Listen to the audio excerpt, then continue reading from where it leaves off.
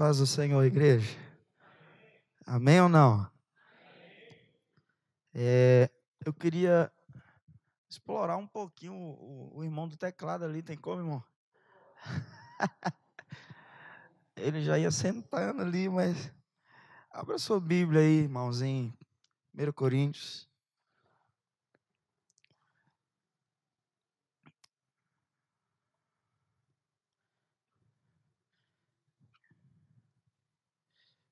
Primeiro Coríntios, capítulo 2.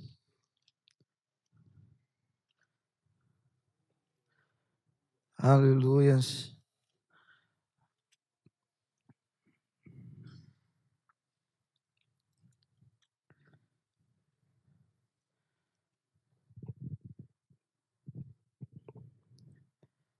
Primeiros Coríntios, capítulo 2. Uma palavra do Senhor para nós neste capítulo, e que nós precisamos entender alguns pontos. E assim eu queria, debaixo dessa graça que foi tão grande aqui, no momento do louvor, o Senhor, eu senti Deus muito forte ali, no meu íntimo. O Espírito de Deus, de fato, Ele está nesse lugar. Agora, por que Ele está nesse lugar? Nós precisamos ter esse entendimento. Por que Ele está nesse lugar? A primeira coisa que eu entendo, o porquê do Espírito estar nesse lugar, é porque aqui nós estamos. E uma vez que aqui nós estamos para adorar ao Senhor, a palavra do Senhor diz que o desejo, o querer e o efetuar vem de Deus. Então eu entendo que com isso, a presença do Espírito aqui, eu e você estando aqui, entendendo que o querer e o efetuar vem dele, então só há uma forma de entendermos essa manifestação do Espírito, que é através da fé. A palavra diz que aquele que crê em mim, conforme diz as Escrituras, fluirão rios de águas vivas do seu interior. E quando eu falei do louvor, e eu senti isso muito forte, Deus, canção muito forte foi cantada aqui, a terra, o universo se alinhando, o leão rungindo do seu trono, ou seja, o próprio Cristo, dando aquele brado ali, irmãos.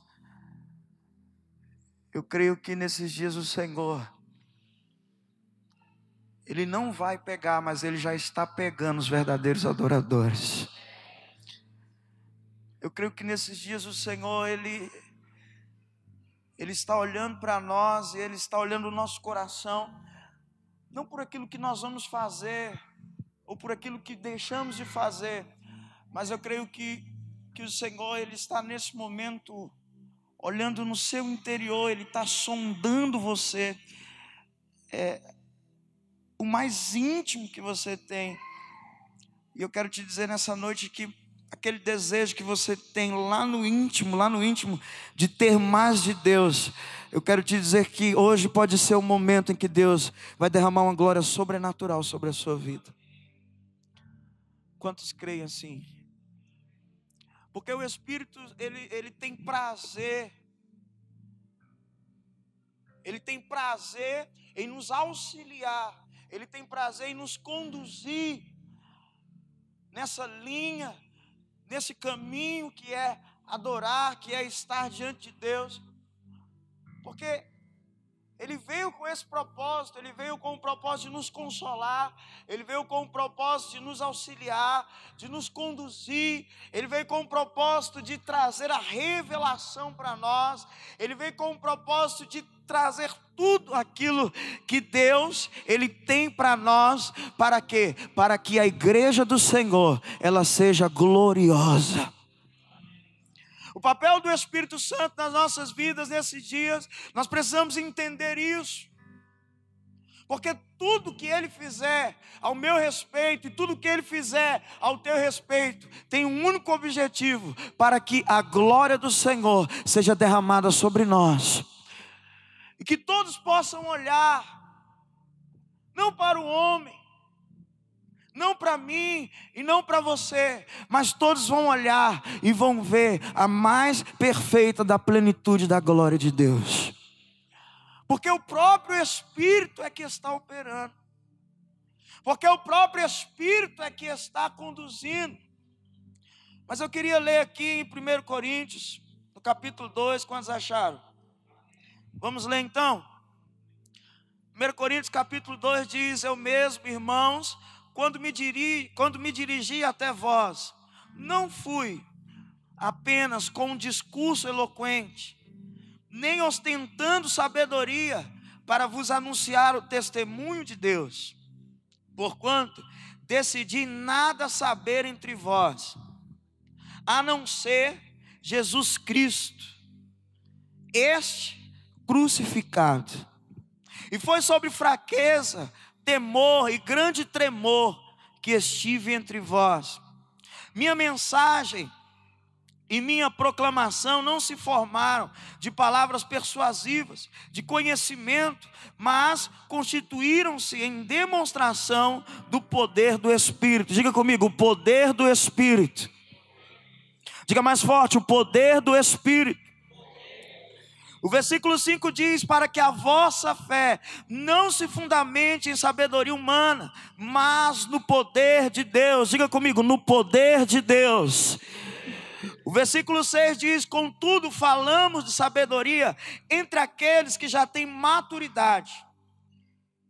Não me refiro, entretanto, à sabedoria desta era, ou dos poderosos deste século, que estão sendo reduzidos a nada. Ao contrário, falamos da sabedoria de Deus, do mistério que estava oculto, a qual preordenou antes da origem das eras, para a nossa glória. Nenhum dos governantes desta era compreendeu essa sabedoria, pois se a tivessem entendido, não teriam crucificado o Senhor da glória. No entanto, como está escrito, olho algum jamais viu,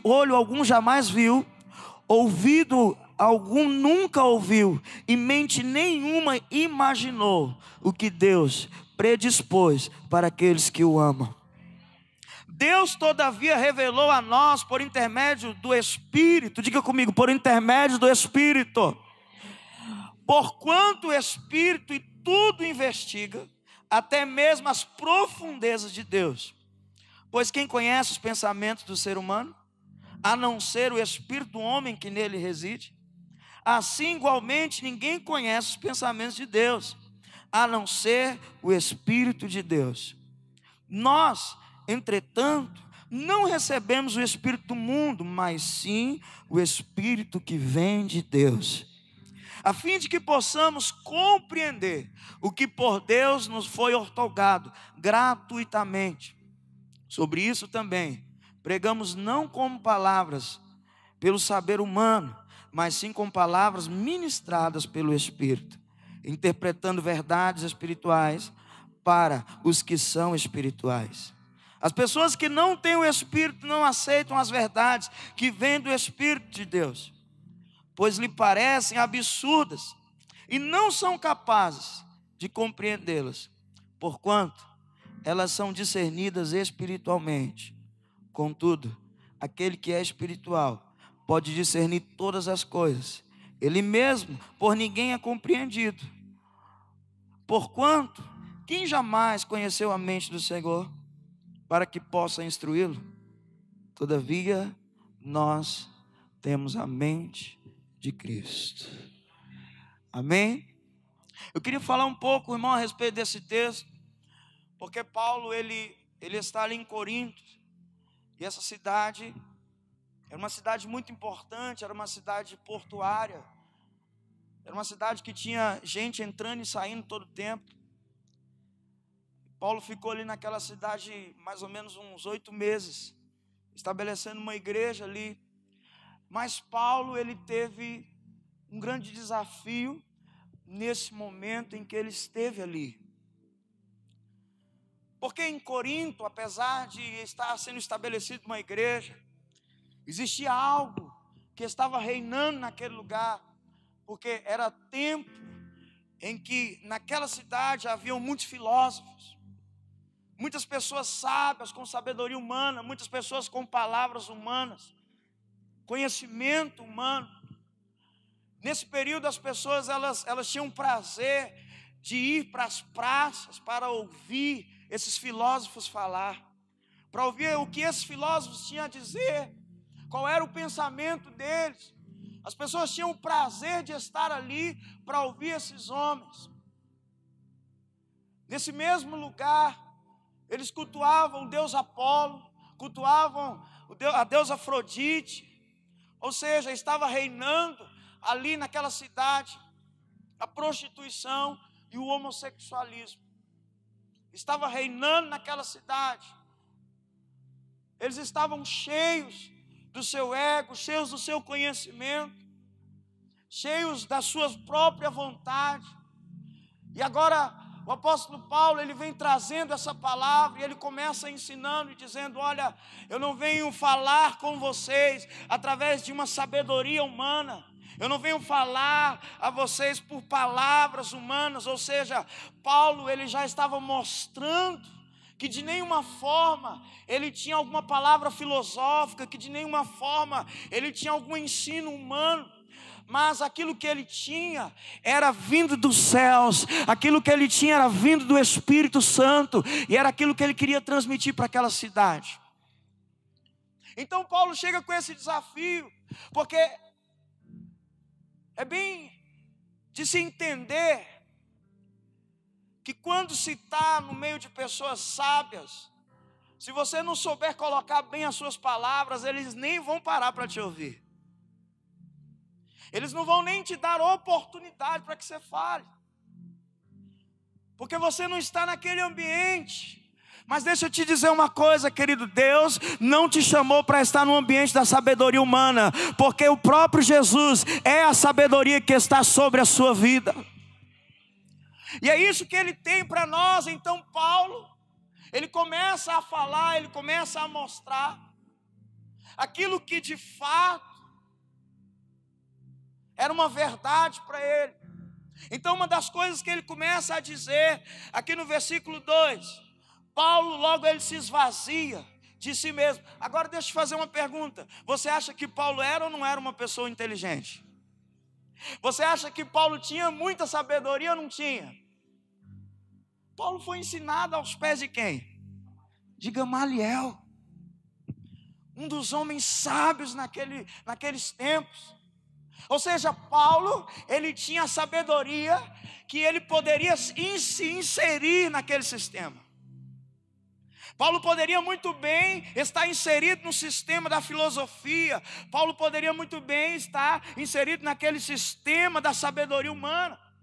Mas no versículo 2, Paulo nos mostra uma verdade que é revelada para nós, igreja, que é esvaziar de nós mesmos. Foi o que foi cantado aqui.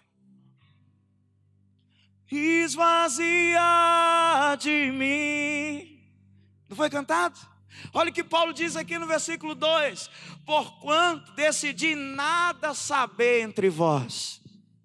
Ou seja, Paulo está lançando tudo aquilo que ele sabe dele mesmo, tudo aquilo que ele adquiriu de sabedoria humana. Paulo está lançando isso fora. E agora ele tem uma verdade dentro dele. Ele dá continuidade aí: porquanto decidi nada saber entre vós, a não ser Jesus Cristo, este crucificado. Aqui Paulo ele vai começar a mostrar o que eu entendo que é a primeira coluna do Evangelho, que é o Cristo centralizado. Diga para o seu irmão: Cristo centralizado. O Cristo centralizado é o que Paulo estava fazendo. Ele estava dizendo, olha, eu tiro aquilo que eu sei e eu quero colocar Cristo à frente de todas as coisas.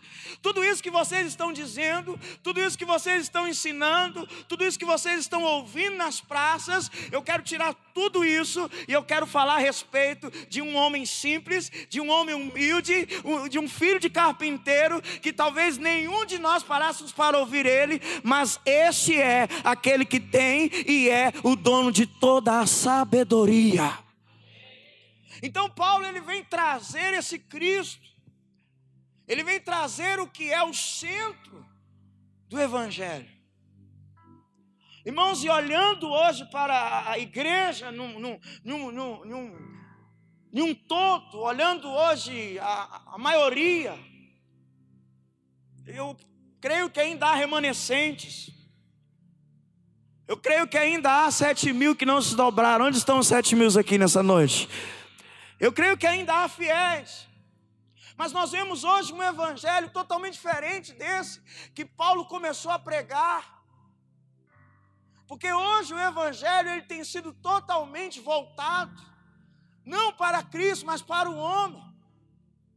Então nós entramos em uma zona aonde hoje muitas vezes está sendo ministrado, que é aquela zona da conveniência. Eu começo a observar aquilo que as pessoas querem ouvir. Eu começo a observar a tendência, o que está sendo ministrado, o que está aglomerando pessoas, o que está se enchendo igreja. Mas ei, querido, deixa eu te dizer uma coisa. Cristo, ele tem, aleluia, a sabedoria que você precisa. Nós não precisamos pregar conveniência e não precisamos ministrar aquilo que as pessoas querem ouvir, porque nós precisamos ministrar aquilo que Cristo, o Espírito Santo, tem revelado a nós. E o que o Espírito tem revelado é exatamente o alinhamento que foi cantado. Porque eu começo a olhar esse leão, ele rugir do seu trono, e eu entendo que isso é uma concordância. Eu entendo que ele está olhando e ele está dizendo, faça isso, faça aquilo, é dessa forma agora. E a igreja, ela vai andando dentro do propósito. Posso ouvir um glória a Deus aí nessa noite? Então Paulo vai dando continuidade, porque ele entende que além dele se esvaziar dele, ele precisa ter algo muito importante para nós como igreja, que é temor e tremor. Diga para o seu irmão, temor e tremor. E nós precisamos entender, porque temor é totalmente diferente de medo. Porque quando eu olho para o temor e quando eu olho para o medo, eu entendo que o temor, ele gera respeito, mas o medo, ele gera desconfiança. Logo, se eu tenho medo, eu fico desconfiado. Agora, se eu tenho temor, eu passo a respeitar. Quantos estão entendendo isso nessa noite? Então Paulo vem trazendo, olha, com muita fraqueza que eu venho aqui, com muito temor, com muito tremor. No versículo 3 ele está dizendo isso. Estar entre vós. Versículo 4 ele diz, minha mensagem e minha proclamação não se formam de palavras persuasivas de conhecimento, mas constitui-se em demonstrar o poder do Espírito.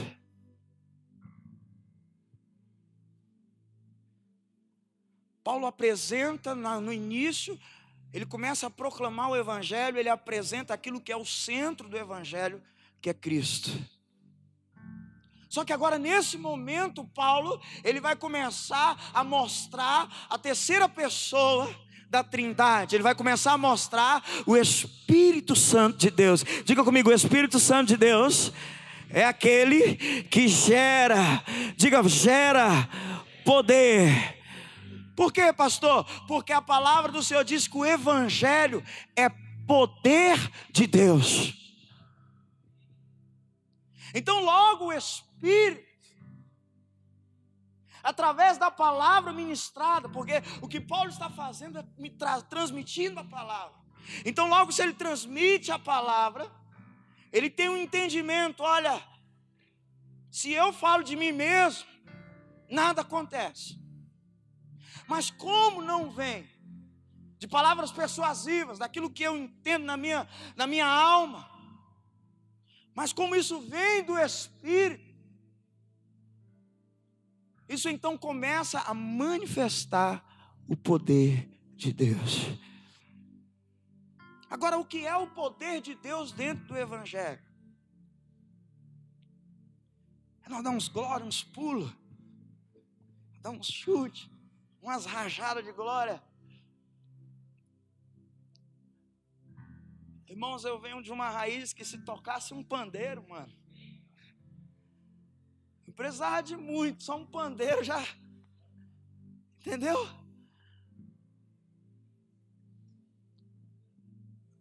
Só que olhe para o seu irmão, diga para ele: o poder gerado pelo Espírito, através da palavra, o Evangelho, é transformação de vidas, almas alcançadas. Quem crê, recebe isso nessa noite.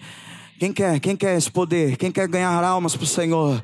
Quem quer ver vidas transformadas, sua família salva? Isso só pode acontecer através do poder do Espírito. Então Paulo vem desmontando aquele esquema da filosofia, de palavras persuasivas, de oratória, de uma boa colocação, das frases de efeito, né? Nós estamos nesse tempo, irmãos, da frase de efeito. O cara põe uma frase bonita lá no Facebook, no Twitter, não sei onde ele vai pôr, mas a gente incendeia com aquilo. Algumas coisas são verdades, algumas coisas são de fato revelações do Senhor. Não vamos dizer aqui também que tudo que não é, mas algumas coisas são. Mas deixa eu te dizer, querido, você não pode viver de frases de efeito, porque dentro de você habita o Espírito Santo e Ele tem toda a verdade para revelar a você. E é isso que nós precisamos entender como igreja, porque Paulo vem trazendo Cristo centralizado, ele vem mostrando a essência do Espírito.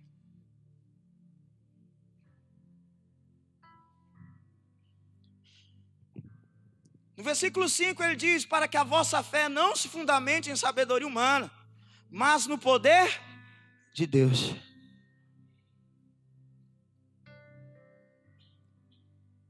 Ou seja, aquilo que vocês estavam fazendo, indo lá para a praça ouvir os filósofos, vocês têm prazer em ir lá ouvir eles. Eu quero apresentar alguém para vocês que é maior do que a filosofia, é maior do que essas palavras aí. O nome dele é Jesus Cristo. Eu quero dizer para vocês que vocês não devem se espelhar nesses homens.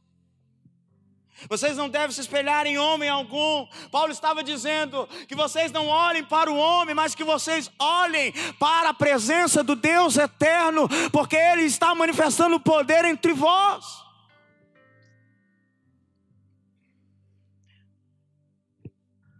Amém? Então Paulo, ele vem trazendo essa palavra, e ele vai aproximando aqui, e ele vai dizendo mais.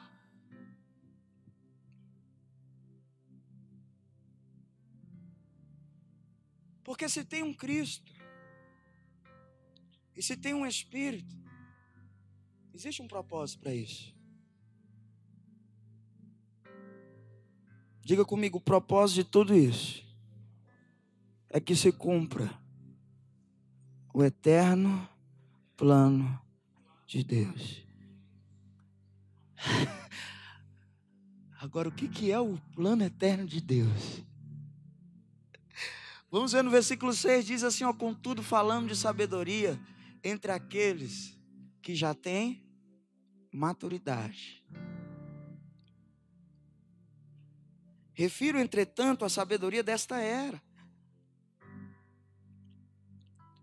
ou dos poderosos deste século, que estão sendo reduzidos a nada.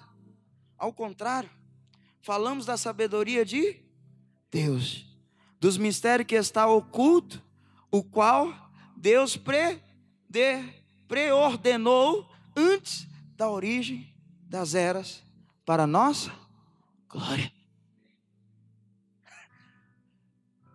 Nesse momento, Paulo está falando daquilo que Deus, ele já havia planejado. O povo só liga na hora errada, né? Já precisa disso. Espera aí, irmão. Deixa eu desligar aqui.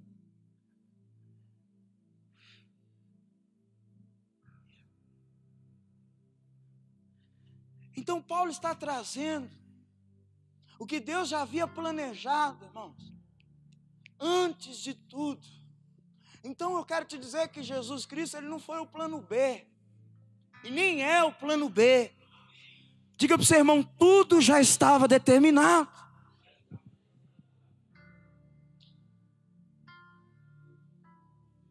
Ele não é o plano B. O que está dizendo aqui, e antes das eras, tudo já estava predeterminado. E agora, o objetivo de tudo isso, lê comigo novamente, o versículo 7. Ao contrário, falamos da sabedoria de Deus, do mistério que estava oculto, ao qual Deus preordenou antes da origem das eras para a nossa glória. Ou seja, o que é isso, pastor? Jesus Cristo estava oculto em Deus. E quando tudo estava dando errado, quando tudo estava indo por água abaixo, aquilo que estava oculto em Deus se revela. Quem se revela? Cristo. Ele se revela a nós. Mas qual é o objetivo desse Cristo ser revelado? Aí está escrito o objetivo dele ser revelado a nós. O que estava oculto agora foi revelado, porque Cristo é a própria sabedoria. Então aquilo que foi revelado, que estava oculto, tem um propósito. É o quê? Para a nossa glória. Diga para o seu irmão, Deus, através de Cristo, Ele quer te ver de uma forma gloriosa. Diga, a igreja do Senhor, ela é uma igreja gloriosa, ela é uma igreja adornada. Diga, a igreja do Senhor é uma igreja poderosa. Quem crê nisso aí nessa noite? Quem acredita nisso? Porque de fato é isso que nós somos.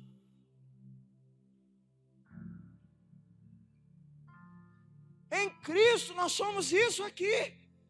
Só o que acontece? Quando o homem ele perde a visão da cruz, irmão. Eu vou tirar o homem, vou dizer a igreja. Quando a igreja perde a visão da cruz, ela perde a essência da revelação de Deus.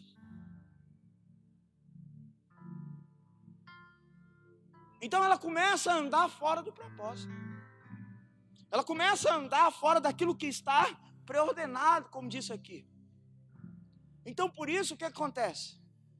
Se eu estou fora do lugar, se eu não sei o que fazer, irmãos, nós vamos entrar em uma crise de identidade.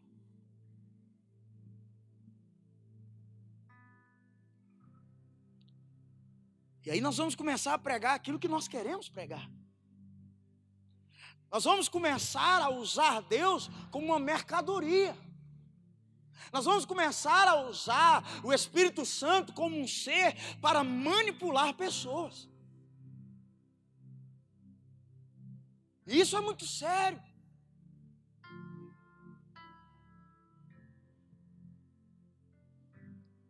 Só que quando a verdade ela é revelada, quando eu entendo que a glória do Senhor está sobre mim, é totalmente diferente. Porque agora eu não vou andar por palavras humanas. Agora eu não vou andar segundo, irmão, a carne. Eu vou continuar lendo aqui, nós vamos entender isso.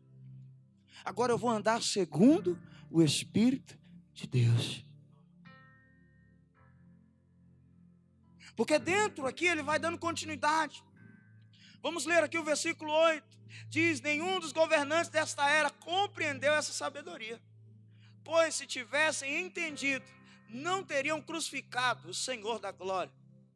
No entanto, como está escrito, olho algum jamais viu, ouvido algum nunca ouviu, e mente nenhuma imaginou o que Deus predispôs para aqueles que o amam. Ele traz uma verdade para nós.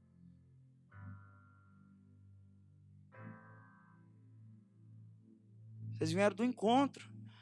Eu conversei um pouquinho com o pastor no zap. Ele disse que foi céu na terra e tal. Isso é gostoso, não é, irmãos? Não é gostoso ser cheio, não é gostoso sentir aquela presença, não é? E tem hora que você não sabe o que você faz, você não sabe se pula, você não sabe se grita, você não sabe se canta, se ora em língua, você não sabe porque o Espírito te encheu, você está cheio, mas aí vem a palavra e diz que o que Deus preparou para nós, nem ouvido ouviu, nem olho jamais viu, nem jamais penetrou ao coração do homem. Olhe para o seu irmão e diga: Deus, Ele tem muito mais para você. Agora você sabe o que eu entendo aqui, querido? Que jamais eu vou conseguir perceber Deus como de fato Ele é, com os meus sentidos. Audição, visão. Coração vai falar de alma, né? Alma. Entendo o que eu vou te dizer. Eu jamais vou conseguir discernir Deus com a minha audição, com a minha visão, com a minha alma. Discernir Deus implica em ser espiritual. Porque o texto ele vai dando continuidade. E ele vai dizer algo muito forte, mas antes eu queria ler lá em Isaías. Isaías 64:4 diz algo muito importante para nós. Isaías, vou esperar você abrir. Até mesmo porque eu também ainda nem abri. Mas vamos lá. Isaías 64:4.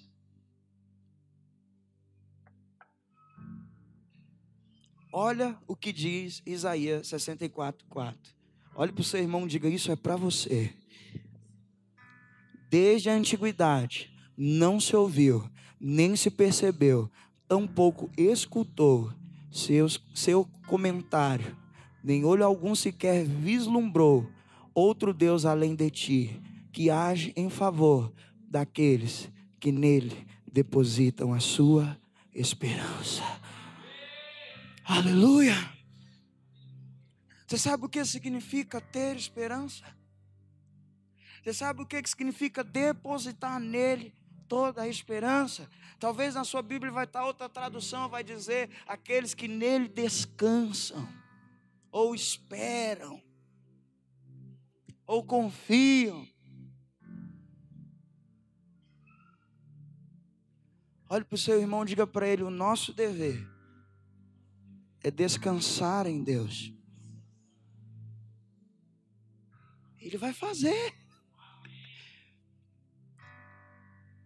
Ele quem faz. Aquilo que eu disse no início, o querer e o efetuar vem dele. Então eu entendo que ele põe em mim o desejo e ele me ensina como fazer. O querer e o efetuar. Quantos estão entendendo isso? Então no versículo 10, ele vai dizer: Deus todavia o revelou a nós por intermédio do Espírito. Porquanto o Espírito a tudo investiga, até mesmo as profundezas de Deus. Pois quem conhece os pensamentos do ser humano, a não ser o Espírito do homem, que nele reside? Assim igualmente ninguém conhece os pensamentos de Deus, a não ser o Espírito de Deus. Nós, entretanto, não recebemos o Espírito do mundo, mas sim o Espírito que vem de Deus, a fim de que possamos compreender o que por Deus nos foi outorgado gratuitamente. Através do Espírito vem uma revelação para nós a respeito daquilo que nos foi entregue, de graça, sem nenhum merecimento, sem nenhum mérito. Por isso que Paulo lá no início ele diz: olha, eu resolvi no meio de vós nada saber, porque não venho aqui falar de mim, mas venho falar de um Cristo crucificado. Eu tenho temor de estar aqui, ou seja, eu não mereço estar aqui, mas o Espírito que habita em mim, ele me faz transmitir isso. Querido, o Espírito que está em você, que foi depositado em você, nesses dias, ele quer que nós anunciemos o verdadeiro Evangelho, um Cristo no centro, o Espírito Santo nos revelando o plano eterno de Deus. Agora, qual é o plano eterno de Deus? O plano eterno de Deus, querido, é aquele mesmo plano. Lembra daquele papai do filho pródigo, que o filho foi, mas todos os dias ele estava esperando aquele filho voltar. Deus está de braços abertos, esperando a sua igreja gloriosa lá nos céus, para estar com ele. Esse é o plano dele.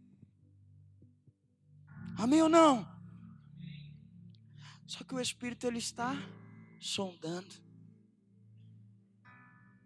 Esse Espírito não há limites para ele, irmão. Por quê?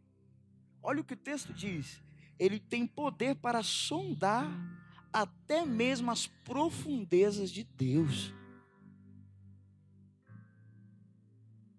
Você sabe o que eu entendo com isso, irmão? Que esse Espírito, ele tem tudo que Deus tem. E mais, ele está aí dentro de você.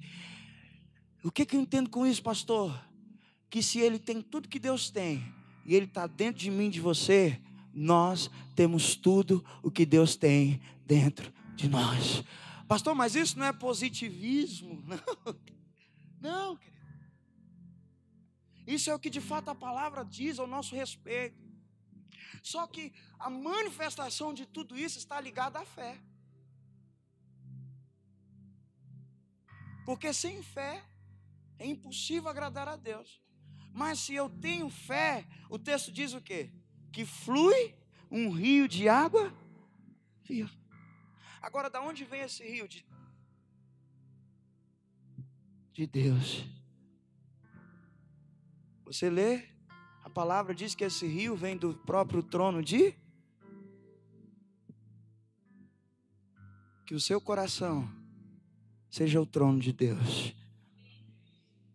Que a sua vida seja o trono de Deus. Para que essa água flua. Para que ela flua dia após dia. Já estou finalizando, amém? Só que esse Espírito vem para revelar esse Deus de uma forma gratuita. Versículo 13, sobre isso também pregamos, não com palavras ensinadas pelo saber humano, mas sim com palavras ministradas pelo Espírito, interpretando verdades espirituais para os que são espirituais. Opa! Então vamos entender algo aqui. Porque as verdades, irmãos, nesse texto, elas não serão reveladas para todos.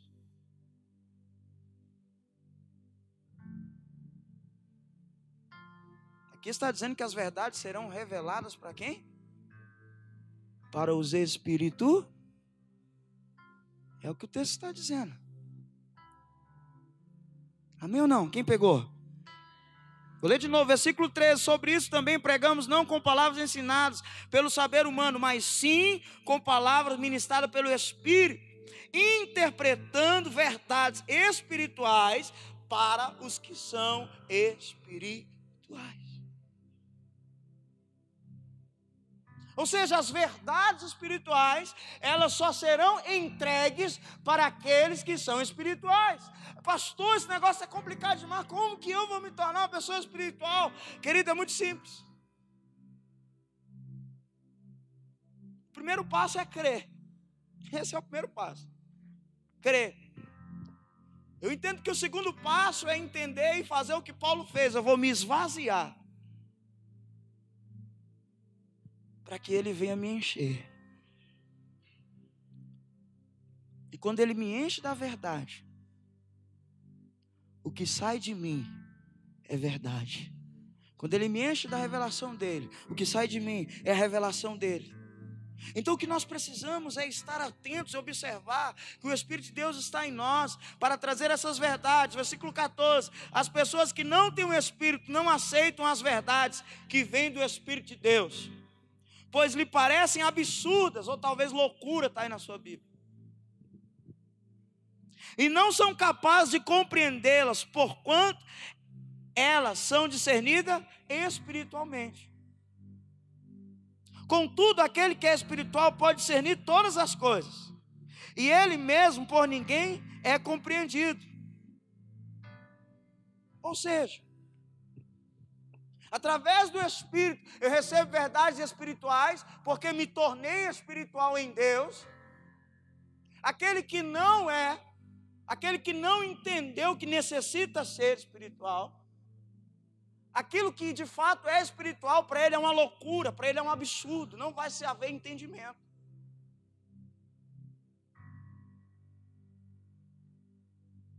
Então, às vezes, o pastor lida muito com isso. Você gasta, às vezes, hora com um camarada, tempo,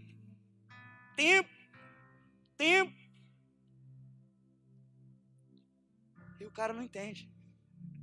Uma vez eu gastei com um amigo, um colega lá, irmão, 1h30 de relógio. Para no final o cara dizer assim: pastor, não vai ter jeito não, eu vou ter que me juntar com a minha namorada mesmo. Mas eu não estou falando de novo convertido, irmão. Eu estou falando de um cara que nasceu na igreja, e ele está na igreja desde sempre. Sabe por quê? A liturgia, ela não te liberta. O que te liberta é o Espírito de Deus.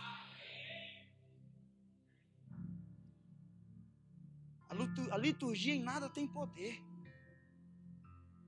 Mas o Espírito, esse nos vivifica.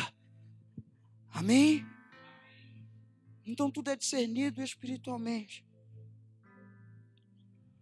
O grande problema que quando se está na carne, está no último versículo aí. Quem jamais conheceu a mente do Senhor, para que possa instruí-lo? Geralmente o carnal, ele quer instruir Deus. Ele quer dizer como Deus tem que fazer. Ele traça um caminho, e ele começa a andar esse caminho, e no meio desse caminho, ele começa a pedir Deus coisas. Mas espera aí, Deus mandou trilhar esse caminho?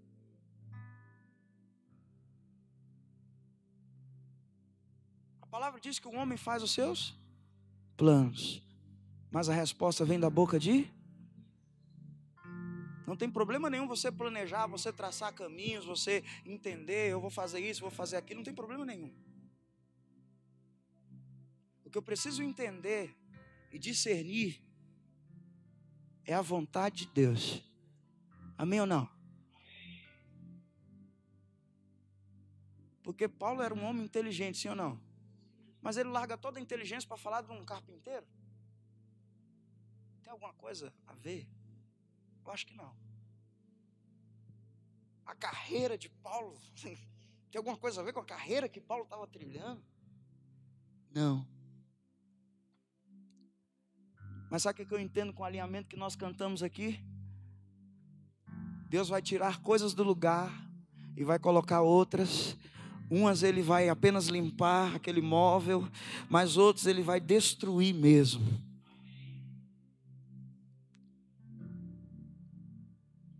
Para que o avivamento ele seja pleno. Nós já temos focos de avivamento, eu creio nisso. Paulo vai encerrar uma situação.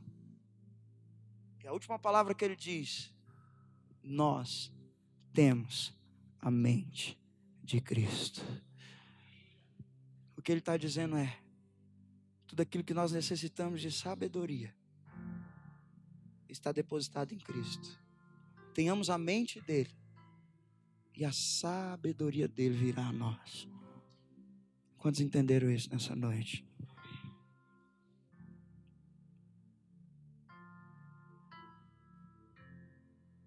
Então o evangelho que Deus quer que a igreja ensine é esse.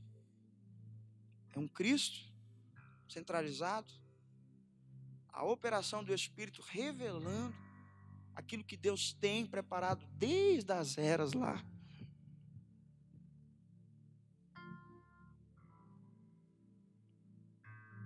Só que, irmão, a religião, ela ensinou a gente a ter que merecer. Eu fui ensinado assim. Entendeu? Eu fui ensinado que a qualquer momento podia vir uma seta. E se, meu Deus. E o relacionamento com Deus era aquele relacionamento de medo, porque parece que a qualquer momento ele ia me destruir. Não.